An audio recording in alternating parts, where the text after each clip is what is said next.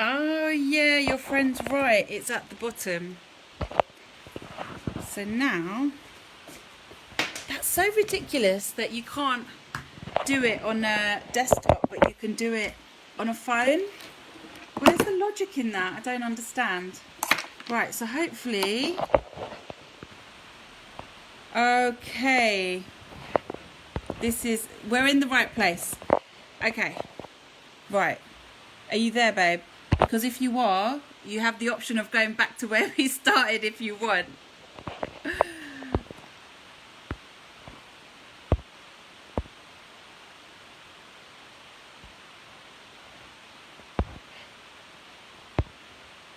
Okay.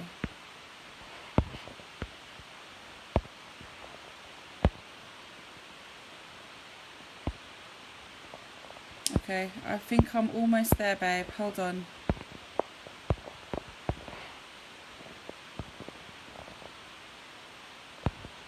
No, you're watching, so now that's not it.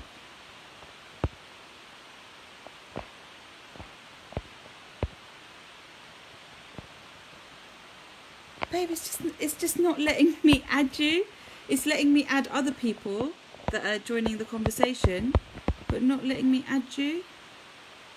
That is so weird.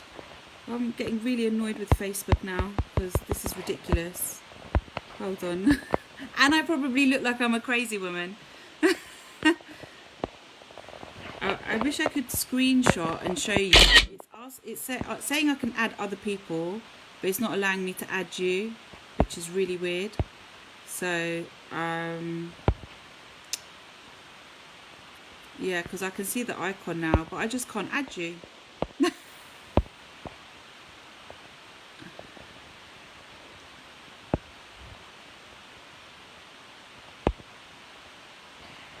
This is getting really annoying. People are going to get fed up soon. They're not even going to watch. Babe, I can't add you. I've taken a screenshot of it. It won't let me add you to the chat. So I don't know if you want to try doing it. Do you want to try and add me instead? If you like.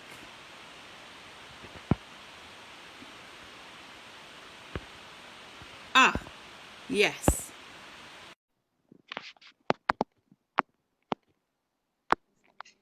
Oh, God. My goodness. Hold on, I've got to do a swap around as well because it wouldn't let you add me because I wasn't on my phone. Do you know what? I can't believe you can't chat to someone unless you're on the phone. I know. Hang on, I've got to rearrange myself. Pardon? I've just got to rearrange myself because I'd got the laptop and yeah, and I'm gonna. I was feeling organised. I was feeling calm. We were supposed to start at 7:30. Now 5 to 8, and in circles. Oh my goodness! Right, Katie. Before we start, because obviously we're starting a bit late. Are you there? It's frozen. Hang on. Are you here? I'm here. Are you there? I think so. Now, before we properly start, are you sure you want to do it here, or do you want to try again elsewhere before we start? Just because now that we're both on the phones and we didn't know it was the phone that was the problem. I think things have been orchestrated to bring us here to do it. Yeah, and for those of you that are watching, the irony is we were trying to avoid having this chat on my page, but it seems that this is just the way it's supposed to be. So, are you ready to go? Should we do this, yeah? Yeah, I just need to... Right. Wicked. Okay, so welcome to everybody that is just joining in. Thank you for joining us on this Friday evening. I've just had the biggest palaver because I was trying to have this chat with Katie on one of my mum support pages, and we couldn't do it, so I went on to my other page and it didn't work, so we've kind of ended up here. So rather than bar hopping or club hopping on a Friday night, we've been like Facebook page hopping, which is so sad. But we're here now. What else to do in these days?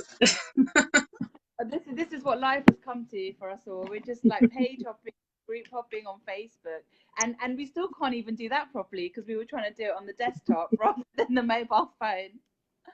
Oh, Facebook, I tell you, drives me absolutely nuts. So I need to now obviously both need to be conscious of our battery life as well, because that's just been thrown. Let me just check it. Yeah, I should be okay. We're expecting to have this conversation on our phone, on our mobile device. So this is interesting. But let's start, Katie, okay? Because we've already spent a lot of time hopping around the gap. So I'm going to. So for those of you that knew I was chatting to Katie today, you guys are in for a real treat, and we are talking all things related to being a dancer, but being a mum more importantly. So we're really honing down on things to do with being a mum, and we're really going to get personal this evening as well. And I'm really happy that Katie, who now you know was my super secret guest, has agreed to share some of her stories and experiences, which if you are a mum and you're watching, I think you'll find it reassuring and also supportive in the sense that you're not away, because we know that having a baby has a tremendous impact on our body image and our self-image. So we're going to be exploring some of those subjects today. And obviously, as a belly dancer, when you become pregnant, your belly is the area that stretches the most. And then when you do lose weight, if you manage to lose the weight, it's your belly that tends to show the evidence of the fact that you've had a baby. So we're kind of toying with the subject of belly dancing when you've had a baby, and more so. Katie, you still there? Yeah, I'm here. Oh, you are there. The screen's gone blank. I can't see. Oh. I don't know. So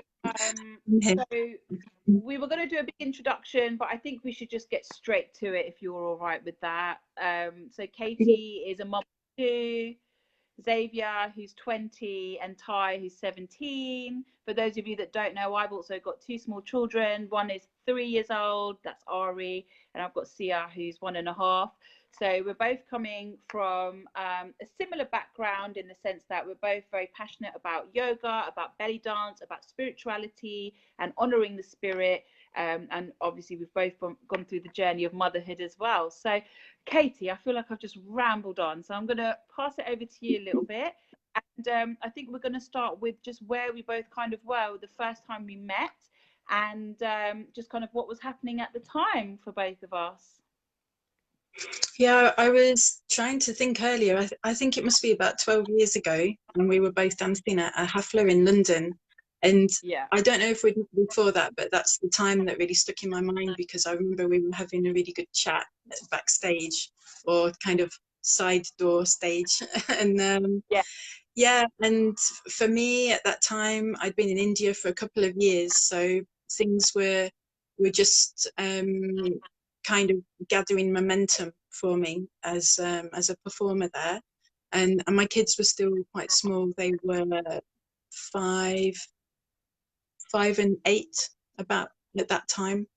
So I was really having to juggle a lot with obviously them being so young, and I was traveling a lot because I was dancing all over India.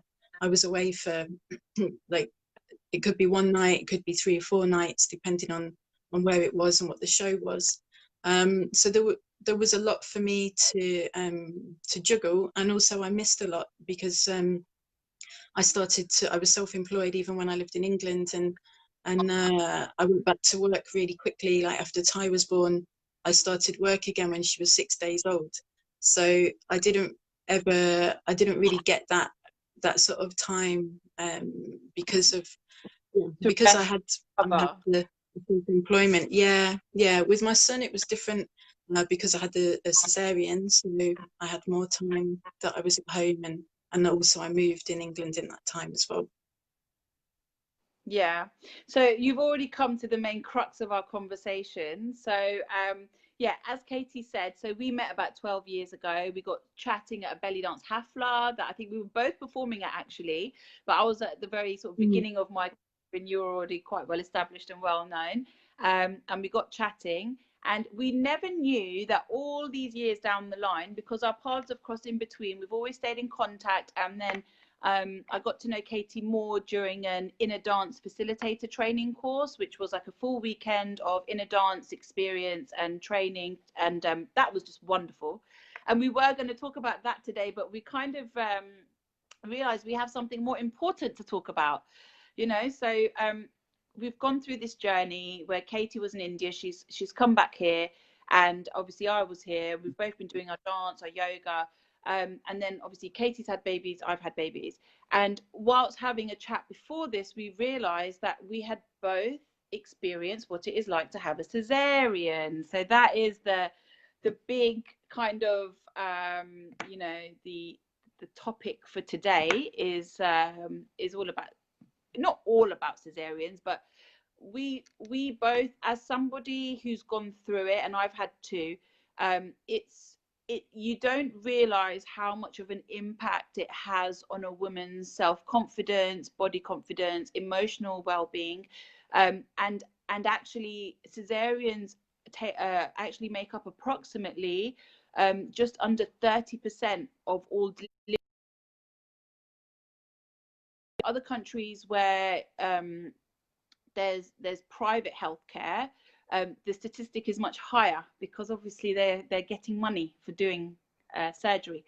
So, but in this country, it's about 30%. And we both felt it was a very untapped subject as to how much of an impact.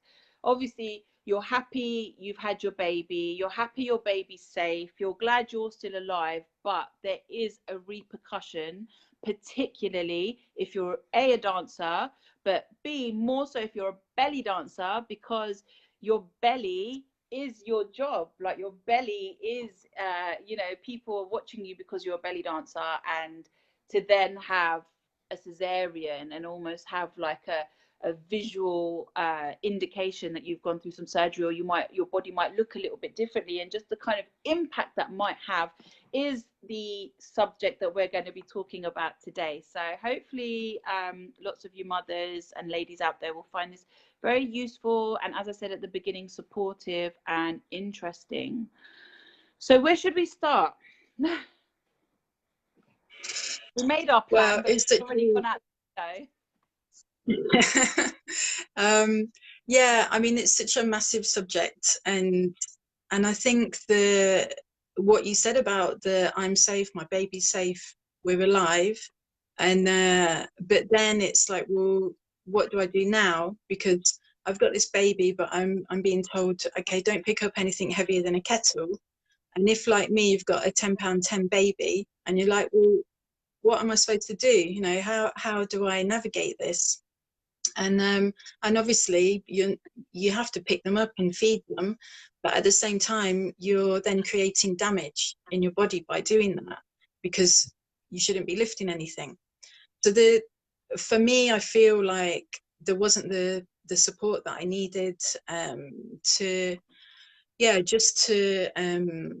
sort of on any level, really, like physically, mentally, emotionally, spiritually. It was like, well, you know, you've got this huge baby that's the size of a 3-month-old but is a newborn, and you have had this really bodge up of a cesarean with an arsehole surgeon, and so yeah, you're on your own basically.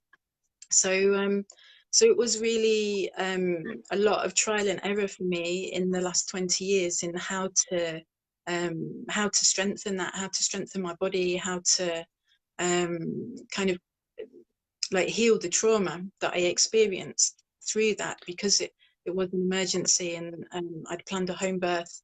I was only 21 at the time, so although I'd researched about so many things, but I hadn't researched about what happens when say you go into hospital and you allow your waters to be broken, and how it sets a whole set of steps in motion, which I can't remember the percentage, but it's really high that it ends up usually in an emergency cesarean. And I had no idea about that until afterwards. But I was kind of in a place of imposed fear, and I wasn't given the chance to allow my body to respond naturally. So it really has been a big journey for me with that. And then with Ty, 3 years later, I did have her at home, and it was naturally in water. And because of the experience that I'd had, I didn't allow the midwives to come into the house. We had a doula, and she was born completely free, like of anything. And nobody took my blood pressure. Nobody was poking around with me. So I guess you could say I've had the most extremes of either side of birth between the two of them. Yeah. And then, Yeah. and she was also really big as well. She was 9 pounds 12. So, but Wow. my body that time was given the chance to, to do its thing naturally. And I didn't have to have stitches. I didn't tear, you know, that it was really, really beautiful listening to Eva Cassidy. So listening to what Eva Cassidy, did you say? I don't know what I would have had on if I had my way, but sounds lovely. So, Katie, so when you had your son Xavier, you were already dancing then and dancing, correct? Yeah. I was still in England at that point, and I was teaching classes and dancing at haflas and restaurants and things. I was living in Sussex, so it was kind of like the UK scene mainly. And because I'd been in that scene from when I was kind of 15, 16, I already knew a lot of people, and people knew me, and because I was teaching from such a young age. So it was like I was always the baby at the events and the haflas and things. So And now you're the old mother hen. So you were doing your and how would you describe your health at the time, and just generally your mental health and your emotional well-being and just your physical health? How would you describe yourself at that time? Before I had him, before I was pregnant, do you mean? Really good, like super healthy, doing yoga. I was vegan. I still am vegan. Really good. I was kind of rehearsing and performing all the time. So was as best as I could have been. And what about your pregnancy? Was your pregnancy quite smooth, or did you have any difficulties during your pregnancy?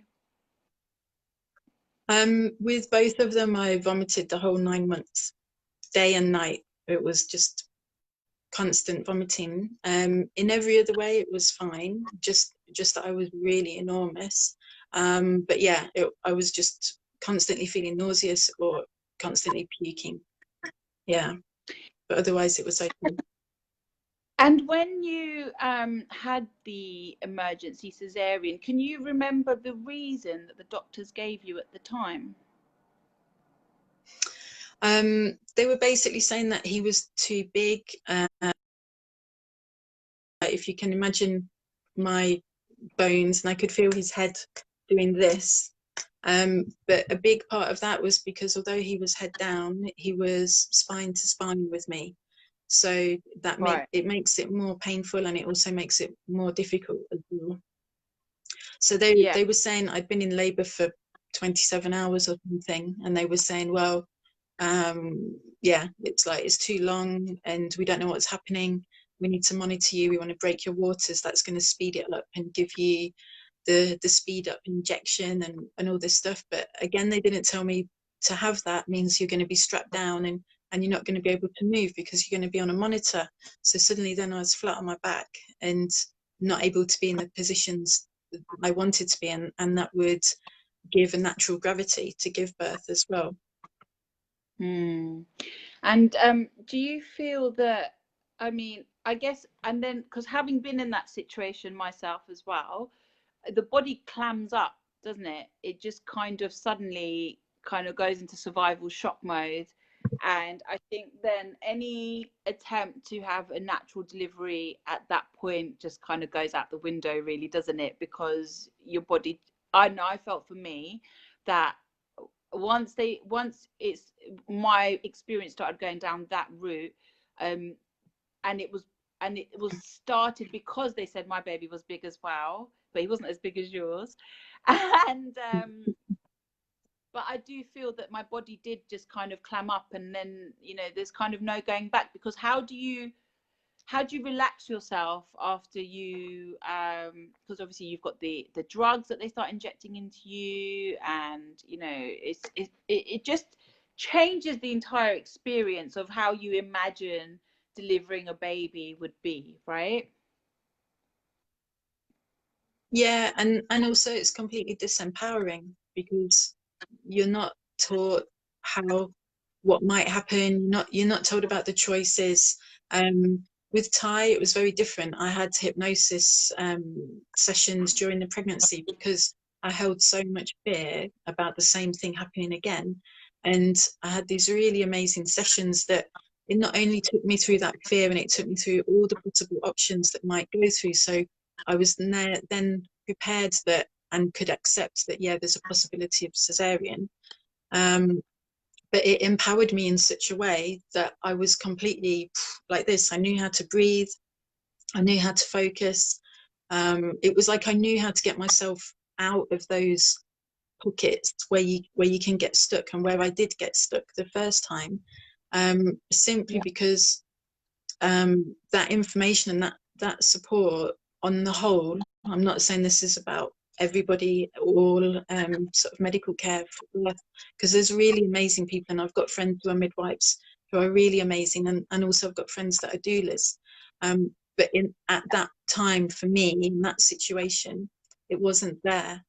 And so it was really a situation of fear and of pressure, because I'd gone over the allotted time that I'd been allowed.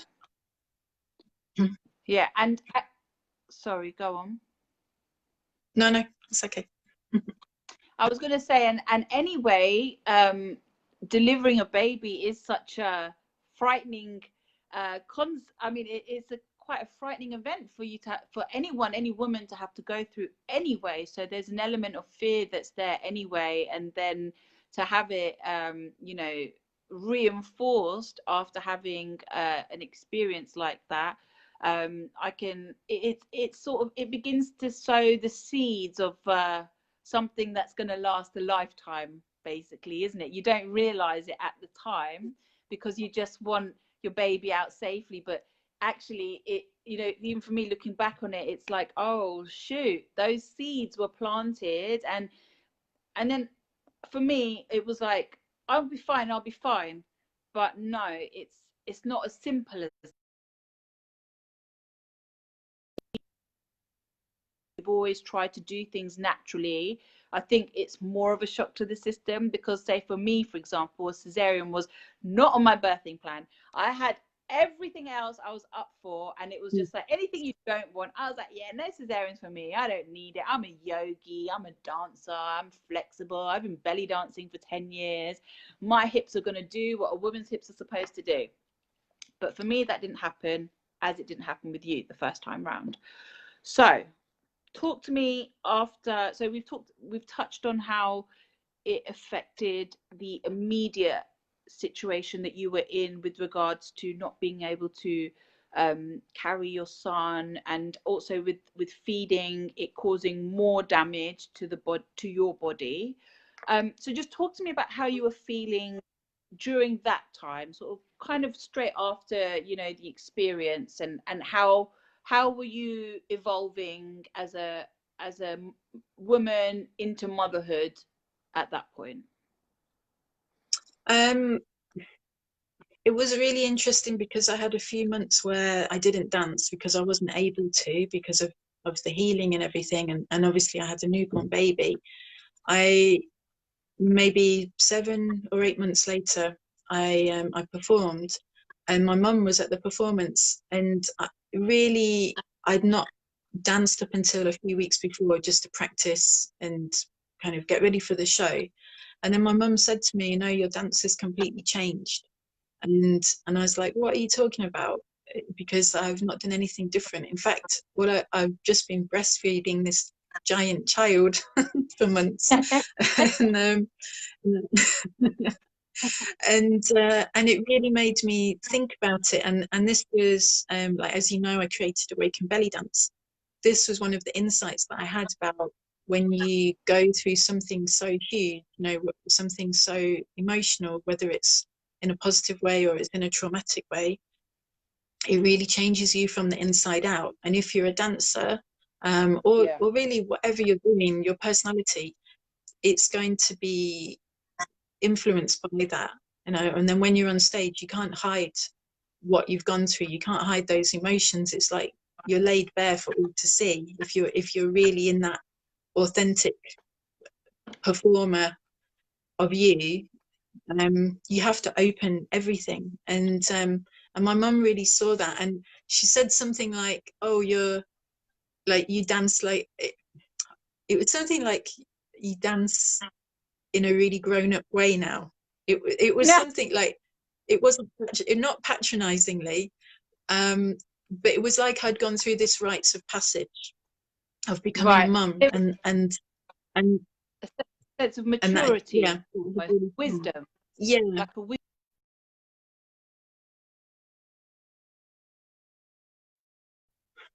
You're breaking up a little.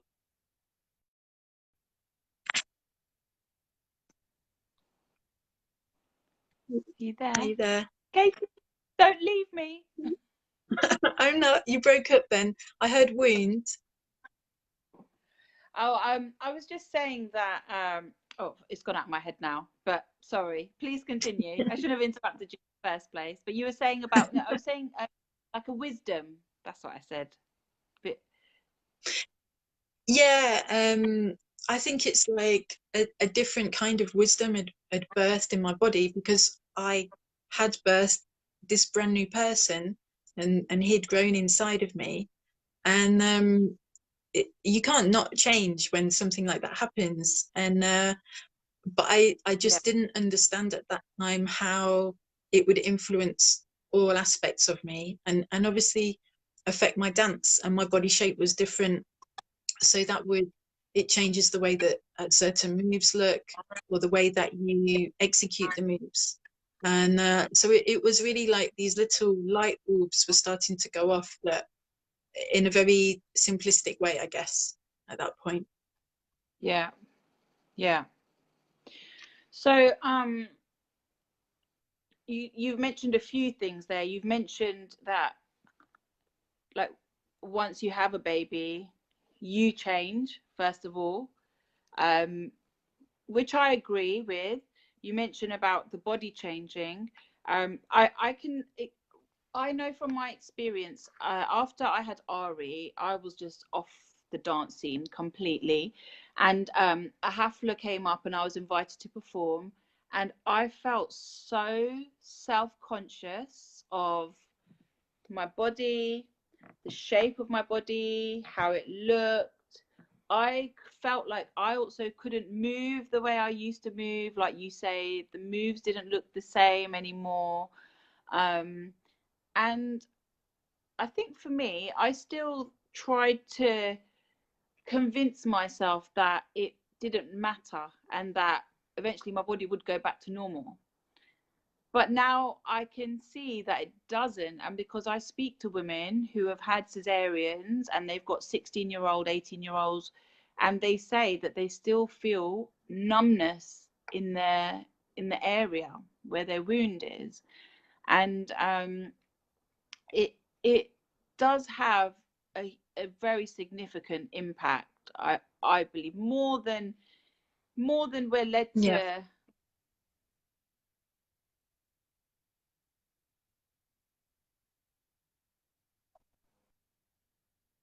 Oh, I'm losing you a little bit again. Oh no. You said, yeah, significant impact, more than we're led to believe. Yeah. I think for the mum and for the baby. And you know, cesareans are kind of, or in the way that they're done, it is still quite a new thing compared to women giving birth. It's like for millennia that, and our bodies know what to do inherently. Changing it over to something that's very intrusive, and it's really, yeah, your body's being cut open. It's your sacral chakra's being cut open. So for me, like I really felt like it was a butchery because of the way it was done, because the way that the surgeon was, and the way that he put me back together. It wasn't in a caring, nurturing way. So yeah, the numbness that you said about, and also for a long time I'd have these flashes because I had an epidural.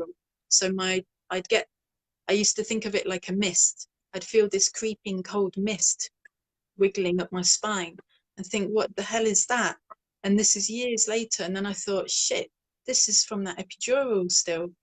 It's still so I mean, yeah, you can still feel it. And so for me, like I went for osteopathy, for massage, for Reiki, like so many natural therapies, which really kind of gave me a holistic healing, and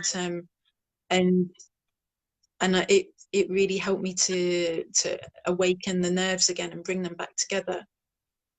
But I think if for somebody who maybe isn't aware that those therapies are available, again, it's like you're kind of left with this body that's been chopped up and sewn back together, and depending on if you've had stitches or staples or however they've done it, that all has a knock-on effect with the way that you heal as well. Yeah. And we're not trying to say that a cesarean is worse than a natural delivery or anything like that, but we're just drawing on our experience of having gone through what is major surgery, and we're discussing the toll that can have, but the toll can be for women who deliver naturally anyway. So, but because we have this experience and we're discovering more and more women that do, that's why we're drawing on those, just to make it clear for anybody that's watching. So we're not downplaying anybody's experience, we're just reflecting on the similarities actually that Katie and I have experienced. And I think you're right in saying that it does depend on the surgeon as well. But you, so after your cesarean, you also had another issue, didn't you? That is also quite common amongst women, particularly those who do carry large babies. Do you want to talk about that? Yeah, so it's called diastasis recti or recti, and it's where the muscles split. So this can be if you're, say, very small frame, and your baby doesn't even have to be that big. But a lot of it is how your body reacts. And for me, I was a small frame, and then, as I've said, had this huge baby. So when you're pregnant, the muscles that crisscross over your belly, they naturally stretch and they come apart to allow the space to grow for the baby. But then in the weeks and months after, they should then come back together.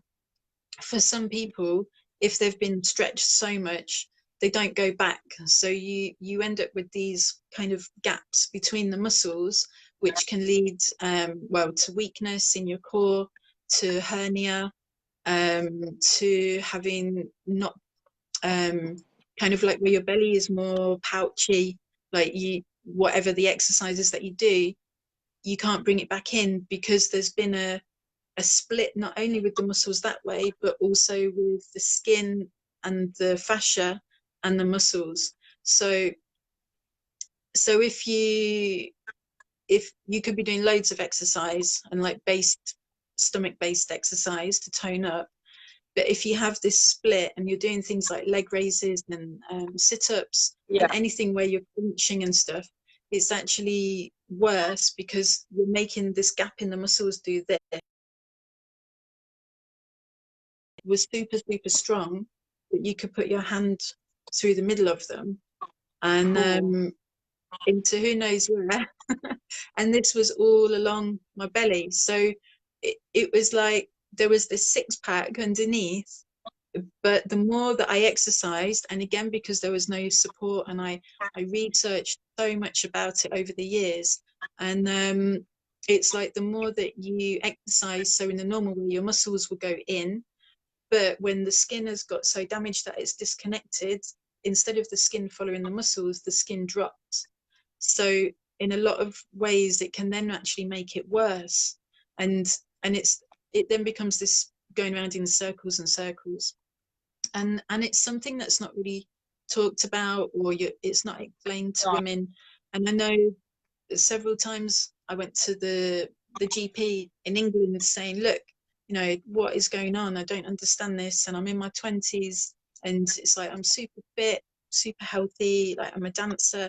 And they were saying, oh, you know, that we get women this with a sort of 15 centimeter gap, like, think yourself lucky. And I was like, that's awful. yeah, but this is my body, and I'm still in my 20s, and you know, what can I do about it? And it's like, well, you can have surgery and pay for it, or nothing. You know, there's nothing that you can do. And for me, I was furious about this for a long time, and I found it really difficult to accept that it was like a structural damage that I couldn't do. Like, I tried all of the exercise, all the various kinds of exercise possible, and it had all had different effects, but some of it created more damage.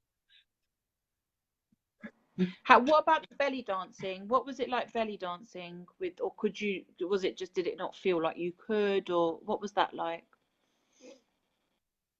No, I think because the muscles were already they were trained into that belly dance shape.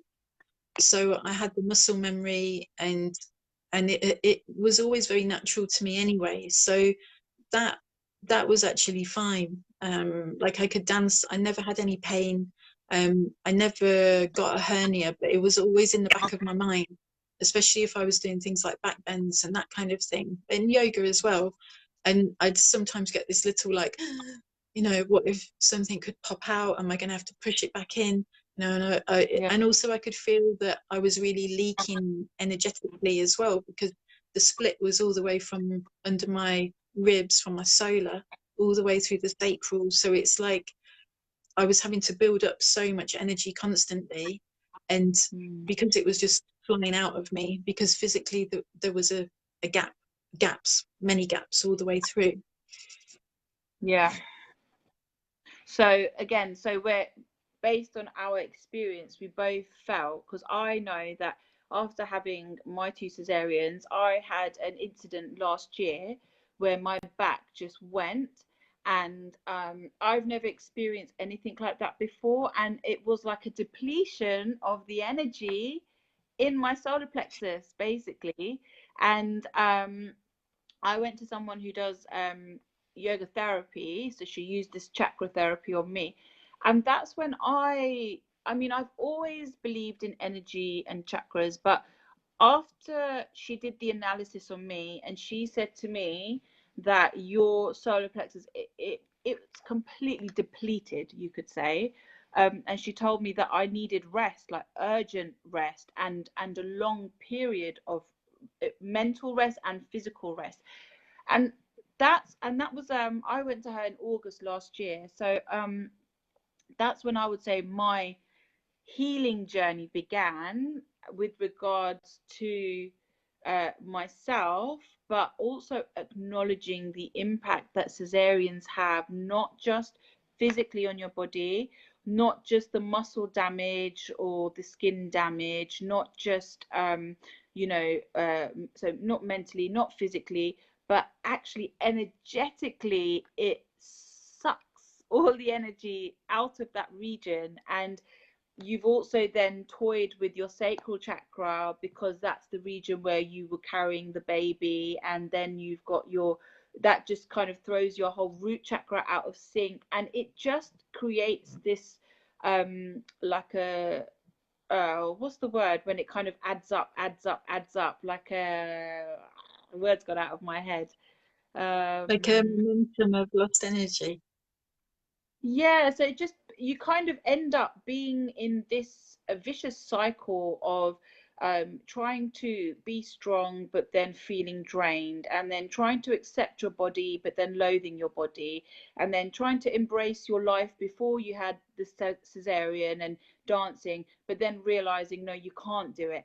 And every time you doubt yourself and you begin to address these things, it's almost as if it, I mean, I don't know, for me, I felt similarly in the sense that my sacral area was zapped. I had my back went, and I realized that the spinal injection, the strain of carrying the two babies and having a second cesarean so soon after my first one, so not really being fully healed from it, actually it affected me far more than I thought it did. And that's when I realized that my entire being, I need to basically rewire my whole internal being in order for me to come out of this. So I couldn't just mend myself as I was. I had to make some quite big changes to my thinking, and just to kind of reset the neurons in my body to get them going again, and use all the holistic therapies as you've mentioned. So really, you know, religiously doing my self massages, religiously paying attention to my body, religiously trying to praise my body for what it's accomplished as opposed to what it isn't anymore, and praise my body for being strong and getting through this, because you know it is huge, it is major surgery, and it's just astonishing that, you know, like I said, just under 30% of women in the UK have cesareans, of which I believe approximately half, or just under half, are emergency cesareans. And there's just this, you know, expectation that you should just be able to somehow manage and just get on with it. Because I felt as well that I looked for support and I could not find the support that I really needed, which is why now I've gone down this route of supporting mums, especially those that have had cesareans, because I was there when, you know, in the depth of that period where, especially when we're lucky because we're aware of energy and our spirit, and we have always been in tune with ourselves. But for those that are not aware of their energy, their spirit, all the different components that make them whole, I mean, it's just like, where do you go, really, isn't it? Yeah, and I think as well, for me, belly dance really, the muscular strength that I had from that really saved my body. I've always said that, you know, thank goodness that I was already dancing, because it gave me that resilience, and it gave me the strength in the muscles to be able to yeah, continue really. And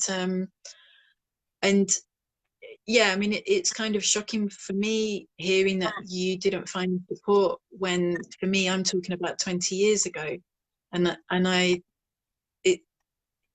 it's like, why hasn't this changed? You know, why couldn't you find the support that you need and the information that you needed to, especially with two young ones as well? And yeah, it's like in the way that society is, we're kind of taught to disconnect from ourselves and not trust our body and not communicate with our body to find, okay, what's going on with you, like, how can I support you? It's all very much about just disconnect from it, and to not take And what drugs responsibility. can I give you? No, and what drugs, it's all about drugs. What drugs can I give you to help you relax or help ease your pain, rather than actually getting to the root of what's happened to you and addressing why your body, your energy has shifted, and how we can realign ourselves, isn't it? I mean, that's what we essentially want, is to be able to reconnect with who we were before we endured this trauma, but also embracing that person, but moving forward and really embracing the new person that we are. But then, do you feel that people, whether it's fellow belly dancers or whether it's clients, when you go to a gig and perform, the audience, what do you think of their perception of women who have now a mother's body, or the body looks different, or just those changes that happen? I mean, what do you think about people's image of what a belly dancer should look like versus the reality for mums like us? Yeah, I mean, I think depending what country you're in, or even which part of a country you're dancing in, makes a big difference, and the kind of event that you're dancing at as well. Because obviously the media portrays this very stereotypical image that we're all aware of. But then in different cultures, in different countries, there's different appreciation for different body types, different body sizes, and what that means. I mean, it's known in the belly dance world that the older you are as a dancer, the more you can bring. You don't know it all when you're in your 20s. You don't have that life experience that you can exude within your performance. You need to go through life experiences so that you can bring them all into the mix. And yeah, when in your 60s and your 70s, like Fifi Abdu and Soho Zaki, and all these really beautiful, stunning dancers, and it's like they really own it, and they really own their body, and you can see that they're bringing everything to the table. And if you haven't gone through stuff, whether it's good or bad, whatever you perceive it to be, you haven't got that all those aspects of your character that you can bring to the performance. So I kind of went off a little bit on your question then. But I think you raised a really relevant point. Just to quickly just affirm what you've said, is that actually the belly dancing is all about the hips, the sexy hips, or your feminine hips, and the energy within that. So if you have a story to tell from that region, regardless of what your story is, that's going to enrich your dance, is what you're saying, regardless of your shape or size. Yeah, and really, again, the more connected you are into your body and into that sacral area, the more access you have to your sensuality. So that doesn't then mean that you are doing this kind of sexy dance or anything. It's more like you're really in touch with yourself and with your sensations in your body, and you're bringing that to the movements. So it's the movements then are really full. It's not an empty movement. It's not only about the technique. It's like you've got that technique as a cup, and you're filling it with everything that you've experienced, and it's making this very kind of rounded, embodied movements. And yeah, like you say, especially in the hips. I really like that analogy. I think that's really important for women that have had babies or gone through any kind of abdominal surgery, to be assured that just because you've gone through that, you can still dance beautifully. But let's go back to the subject of how then we may be perceived by the audience. Yeah, so the thing that really was a shock to me when I was dancing in India was several agents, managers that I worked with, when they found out that I had kids, and maybe it was because they'd become Facebook friends or something, and they said to me, don't post photos of you with your kids, don't tell people that you're a mum, don't post photos without makeup. It's like you've got to keep this image all the time, and because if people know that you've got kids, they can think that you're old, even though I was 27 at that point. They won't want to pay you as much, and they won't think that you're as good a dancer. And I was like, this is insane. but because I was forging a career, in a way, I kind of adhered to that. It's like, Sorry. I really, right.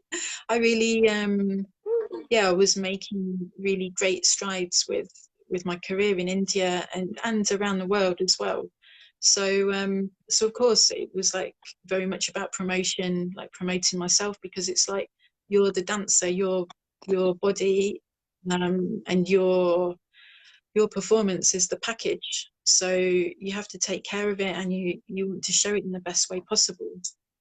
And and also if you're dancing in countries where Middle Eastern dance isn't the predominant dance there, people don't always understand what it's about, or what's considered a good dancer, or somebody that's good with technique, or whatever. They're looking for the aesthetic, and so there's like a huge amount of pressure, just like in lots of professional dance styles, or with acting or modeling. It's like there is this pressure, and people are very they're very clear about telling you that as well, and about commenting about how you look, and like, oh, you look really rough today, it's like, oh, thanks. And I always remember as well, I was with my kids all night. and one time I went to a show. I think I'd had a back-to-back show, so I'd literally traveled from one side of India to the other, and hadn't arrived in makeup because I'd been on a flight and whatever else. And the manager had never seen me without makeup, and he was just like, "What are you doing here without makeup on? Don't ever come to a show again not wearing makeup." And I was just like, "Fuck you," It's like, I've come here at the last minute from the other side of the country, and I've got 2 hours to get ready, and it's like, this is just as normal, because I can't travel across India in full performance makeup and that be okay either. So you it's get like, hounded. You get hounded yeah. without the makeup on anyway. But what about with regards to like the woman's body though, Katie? Like, okay, makeup and professional appearance is one thing, but what about when it came to putting on your costume and revealing your belly? What about then? There was definitely a preconceived idea, and also preconceived depending on what country you were from. Again, I'm talking about in India, because there were lots of girls from different countries, so you kind of had like stereotypical images of women from those countries that people expected. So and sometimes for shows, maybe the manager would send 3 or 4 different dancers' photos, and they wouldn't necessarily look at how you dance. It was like, well, do we want a blonde girl, or do we want a brown-haired girl? Does the client prefer big boobs or smaller boobs? It was like really, and the managers would tell me as well, and because they would be saying, oh, this is just ridiculous, like, you literally didn't get the job because your hair isn't blonde. Will you dye your hair blonde? And I was like, no, I'm not doing that. So on aesthetics, but what about when it comes to, did you ever get any kind of comments or anything about your stomach or anything like after having New York? Yeah, because from, say, if I was dancing with a Bollywood group, and I was like the kind of token white girl for the front dancer. So Indian women and Indian men, it's like they're very small framed generally. So I always felt like a giant next to everybody. They were, about up to here on me. And there was one choreography, I remember the guys were supposed to pick me up. It really didn't go well. So we had to change that part. And I was like, I'm just like a giant over you. So there was always this comparison. And I would say, yeah, but I'm not from here. It's like I'm from England, and I've got a whole of the different kind of genetics and everything. And sometimes people they were just really blatant. They would say, well, why don't you work out, this part of your body is thin, this part is like this, like you have all these moles, Why don't you get them removed? Why is your belly like this? And then, of course, because I was told, don't tell people you've got kids. So it's like, I had this kind of, well, what do I say? You know, and it was always, well, why don't you go to the gym and like work your abs? And I would just get really, really furious because I was doing everything that I possibly could do, and I'm feeling like I was failing doing it because I didn't understand the damage. I was causing more damage, and that there was the separation of, like I'd said, the fascia and the muscle and the skin. So I used to get really, really upset. And then I'd maybe go to like a different part of India where they appreciated more curvy women. So there was definitely a difference, say, between dancing in Mumbai, where you had at that point all the size 0 Bollywood actresses, to if I danced in Kerala. And so I'd go to one part of the country and get told, oh, like you're too big to be a dancer, and then go to another part and be told, oh, you should put some more weight on. You know, like, Oh, okay. you should get more curvy. And I would just be like, this is like, it was really a head fuck. And I was just trying to really stay in my center and be thinking, well, I'm not here to, my body isn't here to please other people of what they want to see. It's like, this is my body, and I'm doing the best that I can to support her. Yeah, and So there were several occasions. Sorry, go on again. no, I was going to say that, you know, like when you're at the edge of the stage and you're being announced, this is Katya from Russia, usually it would be, and I'd be glaring like, what my name and where I'm from, and then somebody, it could be another dancer, because obviously you've got all this kind of bitchiness and competitive that's going on in the dance world as well. It could be an agent or something, but it happened quite a few times, and they would come up and kind of grab whatever part of me, like say on my hips or something. And this is like as my music is starting, so I've got that step to go on, and then like, why don't you lose weight? And I'd just be like, fuck, like I'm just about to do, I'm literally going onto the stage to do this performance, and this is what you're saying to me. And the first few times, again, I was really upset, and then I just got more and more hardened to it, and I began to expect it as well, that I was going to be constantly judged and criticised. And all because you had a baby. Yeah. It's crazy, isn't it?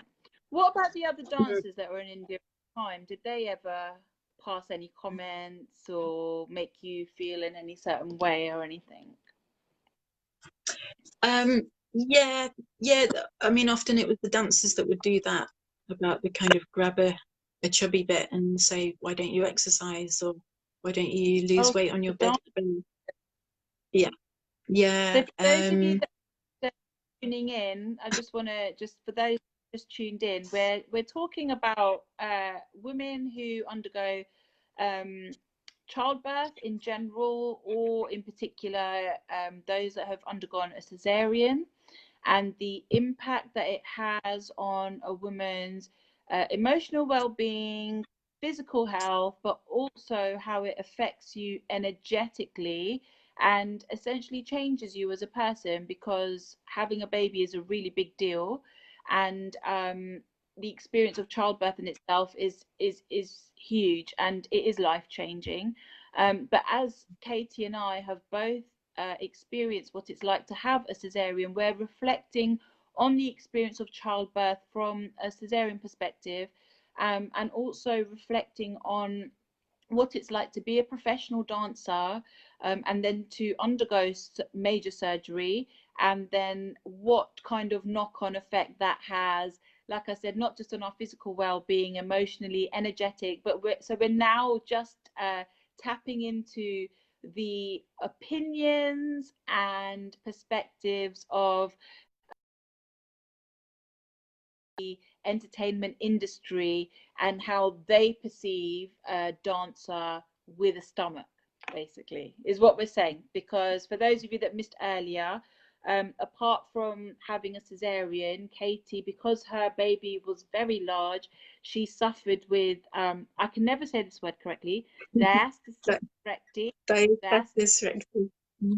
diastasis recti or recti. Yeah. And that's basically where the muscles in your stomach split apart, and they move away from the skin, so your abdominal muscles become separated from each other and the skin. So and that's again a very common side effect of women having babies, but particularly women who carry large babies, because the skin stretches so much. But Katie's explaining she was just at the beginning of her career, or like kind of she was building the blocks for her dance career in India, and we're just at the point where we're just talking about the responses of people towards her stomach, the fact that she had to hide the fact, she was told to hide the fact that she was a mum, the fact that she had to always be presented in a certain way. She couldn't be like I am, or say like some of us are, tired, haggard, hair scraped up, kind of just getting on with life and struggling. She had to really, you know, keep up this image of being a performer, and then having the stress of that, and then on top of that having the stress of fellow dancers commenting on her body and the way it looks is where we're at the moment. So please continue, Katie. That's a pretty good show. Yeah, I mean, I think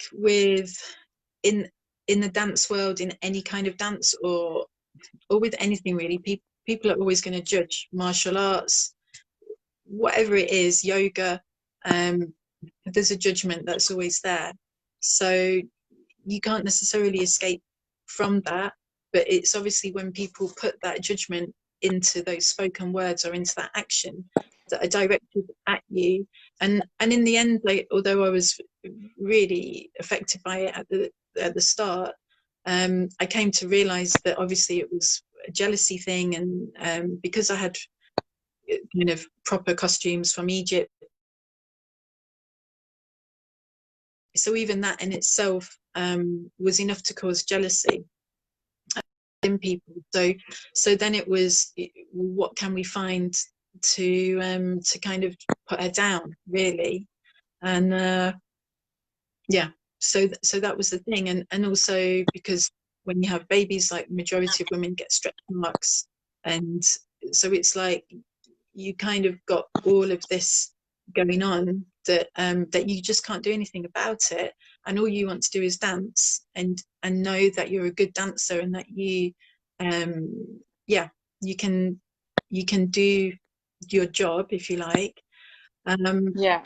but you can't control what's happened, because you've had these babies which nobody can predict what's going to happen to your body.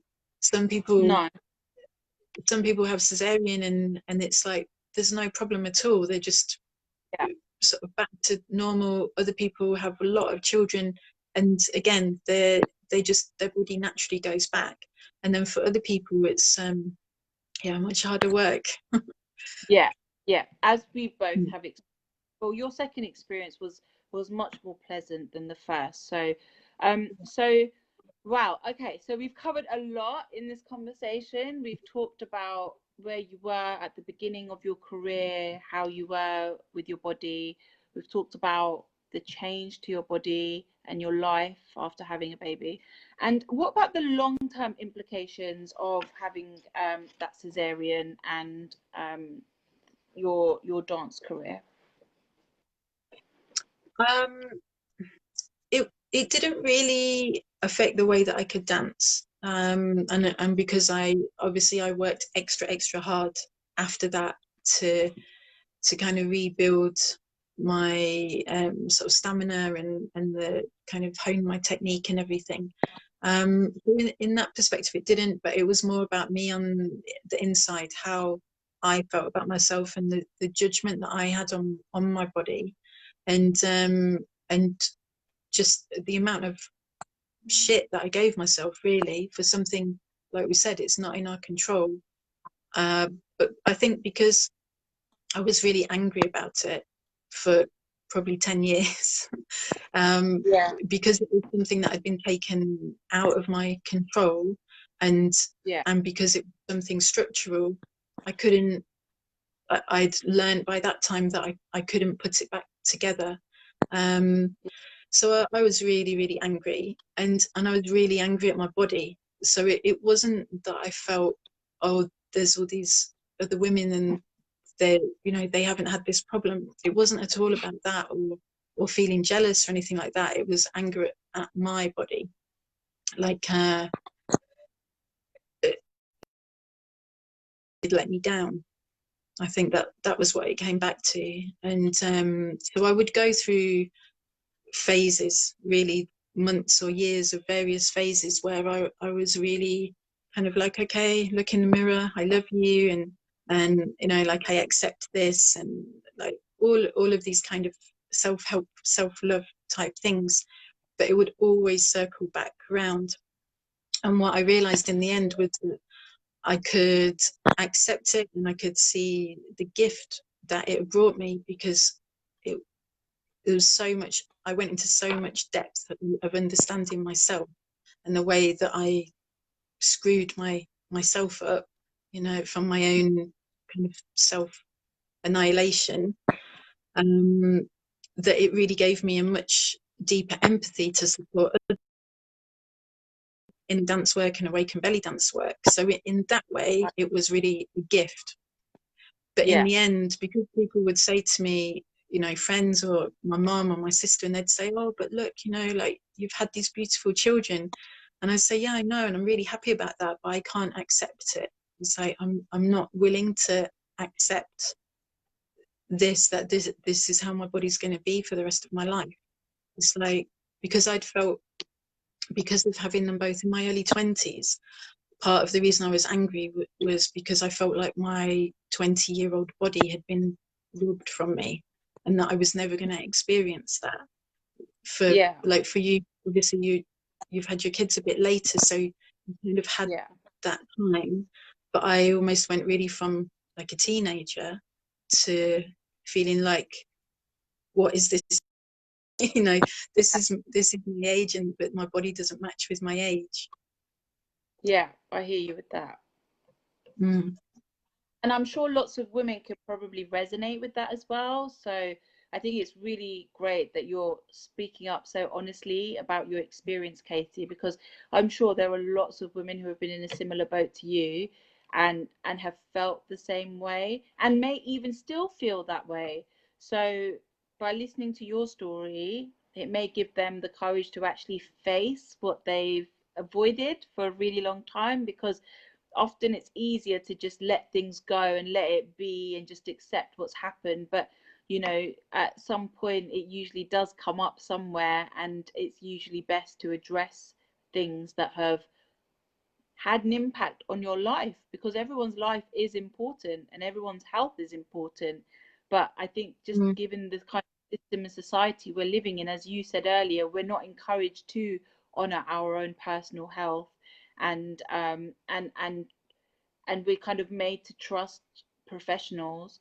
And I think we both share a similar distrust of medical professionals, in the sense that yes, they did what they thought was right at the time, but the kind of the soothing reassurance that we probably could have done with, in order to respect our wishes and not having that decision taken, would have been maybe more helpful in order to preserve our mental well-being and all the rest of it. But as you say, the good thing is that out of it, you've created, you've been able to immerse yourself in the inner dance and the awaken belly dance, which you've created yourself. So, and you bring that richness to it, which I'm sure the women appreciate.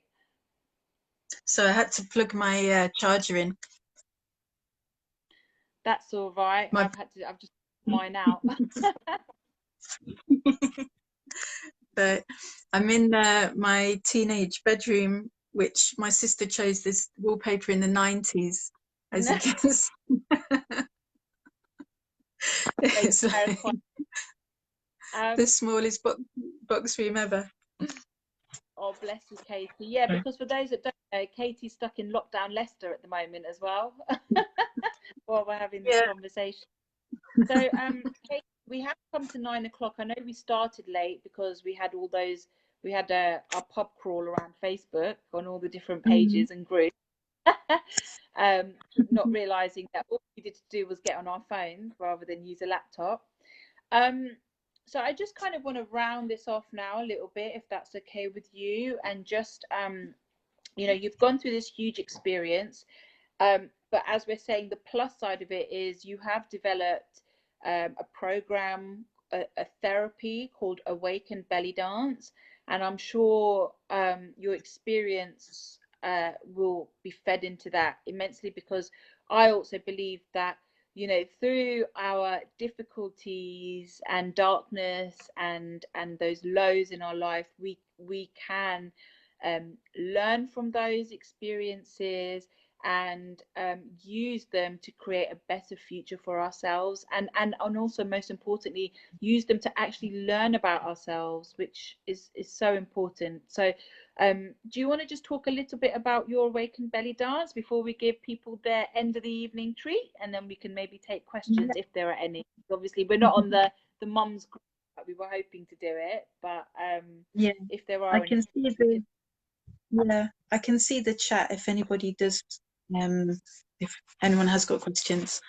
I think in all of it, you know, it's like this 20-year journey that I've had with it, and really about accepting myself and really about knowing myself. And I'd say I think for everybody, and especially for women, because of the pressure that we're put under, and women who have chosen to be dancers, there is this pressure and this this kind of stereotyping and expectations that are there, but it's just if we buy into them. And I think, like with everything, nothing happens by accident. Even though this journey for me has been really taken me to the depths of myself, I can see why I needed to go through it, because because there is a very fine line between the being authentic and the ego, you know. And if I had not had this kind of body image trauma, would I have stayed on the path that I have done, or would I have gone, you know, I don't know. It's like the opportunities that I had in India that I turned down, and for good reason as well. Maybe that's for another day, but it definitely affected the way that I felt about the choices that I made, and because I always had my kids in the background, thinking, well, you know, it's like I'm supporting these children, and it's like I have to do the best by them in the most honest and truthful way for me.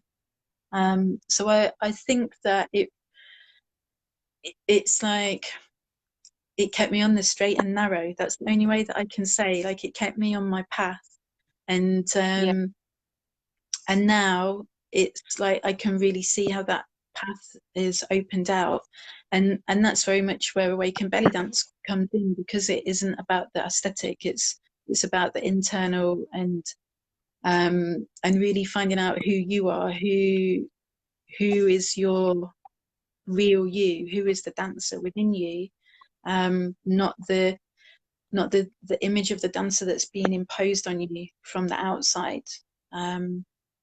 It doesn't mean that I don't like performing or anything. You know, I love performing, and I love all the bling and everything. But it's like I don't need that to feed my ego. It's like we were talking about how much ego is held within a costume, and it's like I don't need that to feed me, because I'm feeding myself from my own energy, from from my own power, my own self-empowerment. So Awaken Bellydance. It's brilliant. Thank you. Yeah, so I think then it's like, who are you dancing for, you know, from a performance perspective? And really, yeah, you might be dancing for an audience, but it's like it's always coming back to you. You know, you're dancing for yourself, for the expression of your emotions, rather than trying to be something that you're not, or to portray a character that you're not. Because even if you are going more into like a kind of character side, it is always still an aspect of you. So if you're not entirely connected with all of the aspects of you, the shadow and the light, how can you really bring life into that character and into that dance? Your authentic self on the stage, and also Yeah. I guess, how can you create that connection with your audience? Because I guess, do they know who they're seeing? You know, are they seeing you as you, or are they seeing just this kind of like, I don't know, created exterior as to how a dancer should be? So I agree in the set with your comment about your approach about all these experiences enriching our dance and helping us to discover who we are, and as a result making the dance more meaningful for us. Yeah, definitely. And I think that's when the layers really open out and you really find the magic in the belly dance movements, because it's not only about the technique. There's so much wisdom and so much alchemy that is held within every single one of those movements. And if you think about, the basic movements are based on circles and figures of eight, like in infinity loops. When you look at that from an alchemical perspective, it's like you're creating magic within your body. And with Awaken Belly Dance, what we're doing is we're creating that within us, and we're moving that magic through us, or that energy, so that it might be that we want to release something or heal something, or we want to bring something into our life. And how can we do that with our movements, and with creating sacred geometry in our body? Yeah. So on that note, you've got a special surprise for us, don't you? Katie is going to be performing for us now, you lucky people. So it's a bit of a surprise for you all. And I think you're not doing a very lengthy performance, but you're going to give us a snippet of what you mean, aren't you, about connecting to yourself and expressing. Yeah, and because originally I was on my laptop, I'm going to play the music on my phone, so I've just had to fiddle around. So yeah, it's just a couple of, Sorry, I think it's ready now. No, it's all right. I was going to say, it's just a couple of minutes dance. It's a song by Lindsay Sterling, and I can put the link for the song afterwards in the comments. And this is working with belly dance techniques, or oriental dance techniques. But it's like, I was thinking today about what we were going to be speaking about, and this healing from Cesarean and from birth. And again, thinking about all of the wisdom that we hold in our wombs. You know, it's like a chalice. So often what we're doing with Awaken Belly Dance is activating energy centers, and so that the people dancing and the people watching will receive that activation. So that's what I wanted to do today, so that you can see the mix between something that you could call a performance, and also something that's very alchemical and coming from that Awaken Belly Dance perspective. Sounds perfect. We're ready when you are. Do you need a moment? Okay. Or okay. Yeah, I just have to position something and put my hip scarf on.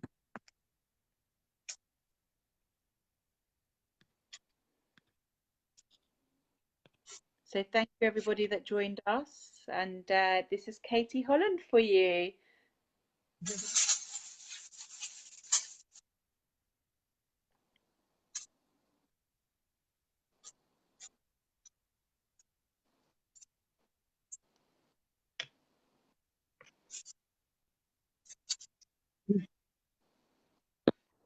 So if you're tuning in, if you could just give a clap from your own living room or wherever you are, just for Katie, just to, I know she can't hear you, just energetically send the good vibes and the clap as if we're sat in the audience.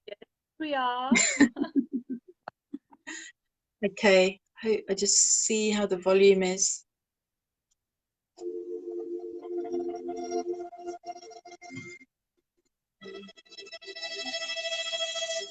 Can you hear the music? Yeah, I can hear it. Yeah? Yeah, we're good. By the way. Hey? You look lovely. Thank you.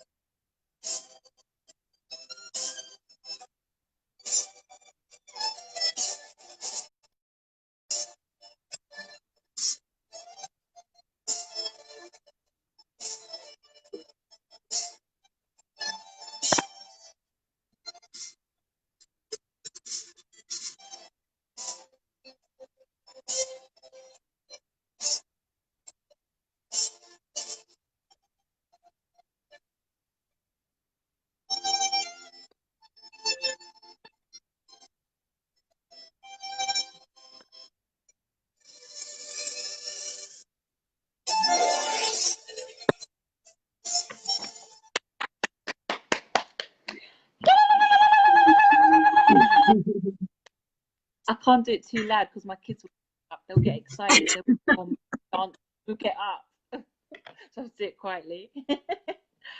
Thank you so much for sharing that with Katie. Pleasure. It felt nice. After talking about all of this stuff the last hour and a half or whatever, and the kind of shenanigans before with the different pages, it's like it's really like a release, because obviously I'm talking and I'm talking about things from when Xavier was born. You know, it's 20 years ago, and it's, yeah, occasionally I'll talk about it or something, but it's not like it's prominent in my everyday conversations.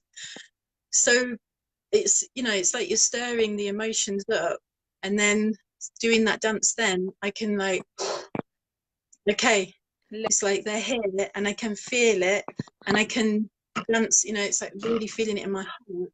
And your arms are like wings. They're such an expression of your heart space and all of the stories that are held in your heart, and how you can then really express them to the universe, whether it's to release it or just to acknowledge it. And like, yeah, that is how I felt, or that's how I feel, and all the different layers of that, of what that journey's been. That's like mesmerized. That really came across, that, you know, that authentic self just shining through, and really dancing from within. That completely came across. Thank you so much. Is there anyone that would like to ask Katie questions before we wrap things up? I know people have kind of dipped in and out, so obviously they'll be able to watch later. And it's such a shame we didn't get to do this in the mums group, because that's where I really wanted to do it. But again, it's funny how things work out, Katie. Yeah, well, I think we just had to kind of give it over to the universe and say, okay. Yeah, and exactly did. Yeah, the universe is Facebook. Anyone else? Well, or if anybody wants to write a question, if you think of it later on, or you can message me, okay, as well. Yeah. Then more than happy. And yeah, thanks so much for inviting me to do this. It's really, no, thank you. And I'm sure we're going to bring this again. You know, this is a topic that I think we both could have just carried on chatting, because we've already had like a half-hour conversation. Probably very easily could continue talking about it. So but I just really want to thank you for your time, and also for agreeing to share your experiences, Katie, because they're very personal. And you know, it's the layers of which has made you who you are today, and your path with your work and everything. So for you to share something, I really appreciate it, because like I said, my aim is to help empower women, particularly postnatal women and women who have undergone cesareans, because as we both said, when you have a cesarean, particularly an emergency cesarean, it's like a loss of ownership over your body, or a loss of power. And it's very easy to not recognize your body anymore after having an operation of that kind. So for you to, you know, share your experience, and also, you know, it's someone for me to chat to as well about my experiences, you know, and then that's how I can help to create support for women that are going through it. So if there are any mums watching and you are postnatal, or you know somebody that is, or you've had a cesarean, and it doesn't have to be recently, it could be in the last, any time in your life, because a cesarean is something that doesn't just quickly heal and you're done. The implications of it can stay with you for years on end, and particularly if you don't know how you can repair or heal yourself. So that's what my aim is, and clearly that's what Katie aims to do as well, but on a much broader level with her awakened benefit. So thank you so much for sharing all of us. And I just wanted to add as well, because obviously I've got various costumes, and the reason I chose this one was because I knew I'd be sitting for some time, because I wear, like, you know, I wear two-piece costumes and things. I haven't got any issue with showing my belly. And before, when I was going to get changed, and I thought, oh, I'm just not going to be able to sit in, because I'm sitting on a bed here in this tiny little bedroom. And I thought, I'm not going to be able to sit in a kind of usual two-piece costume with all the beadwork. And I thought, the £5 dress from Bangkok street market will do the trick. And actually it's lovely. I personally love dancing in dresses, because I just think the way it makes a woman's body look, and you see all the moves, I think it's sexy, and I think it's graceful. So I think you look beautiful, Katie, so don't worry about that. We'll make you get it out next time.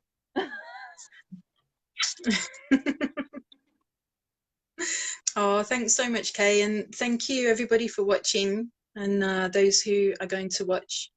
So yeah, really it feels, I don't know, like really like a privilege to speak about this, and hopefully that is going to help other women and for men as well to understand what's happening for their partners or their sisters Yeah. or their mum. Yeah, Yes, I because think it's we something like, the subject of men.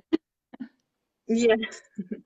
Yeah, it's so important to speak about this and to really understand the the effects on your body, not only having a what's considered a kind of natural birth, but when the surgery is involved, it's such a much stronger impact, and Yeah. and then the recovery. Yeah. Yes, which, as we both know, the recovery, it is, I think it's like a lifelong thing. It's just, it's going to be with you forever. So I don't really know if you ever do fully recover after having cesareans, or like you said, it depends on the surgeon, it depends on the individual's experience, it depends on their aftercare, it depends on the support they have. So all of these things have a huge impact. But you know, when you're faced in an emergency situation, it really can have a devastating impact on your body image and body confidence, and Mm.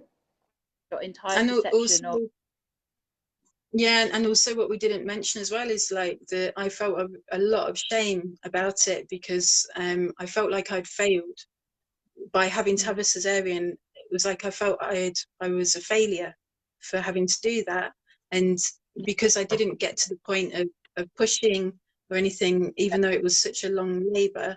Whereas when I Yeah, had Thai, and the only time I experienced the kind of contractions to push and everything, and then I realised what I had missed from Xavier, and I really felt like, this is.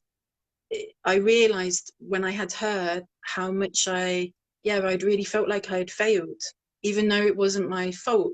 But again, that was a whole process that I had to go through, and sort of nurturing myself into to not feel like that and not blame myself for that.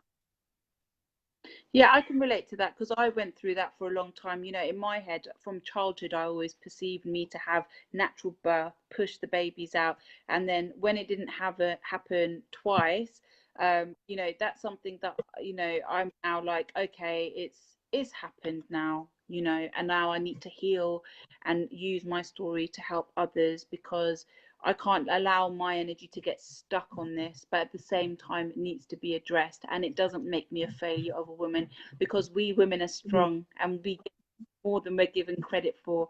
And this being one of them, the fact that you carry a baby all those months, and then say if you have a cesarean and baby's cut out of you or whatever, and then you're just expected to just embrace this new role, new life,